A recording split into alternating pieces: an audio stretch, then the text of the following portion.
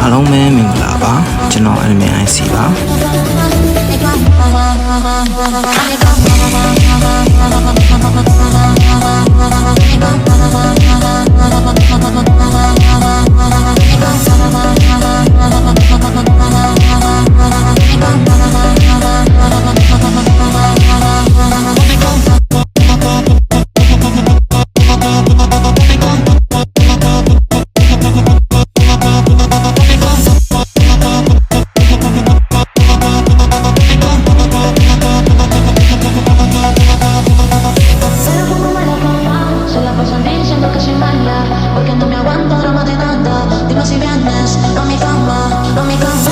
ယနေ့ညအတွက်အချက်မှုကို Telegram Channel မှာဝင်ရောက်ကြည့်ရှုနိုင်ပါတယ်ခင်ဗျာ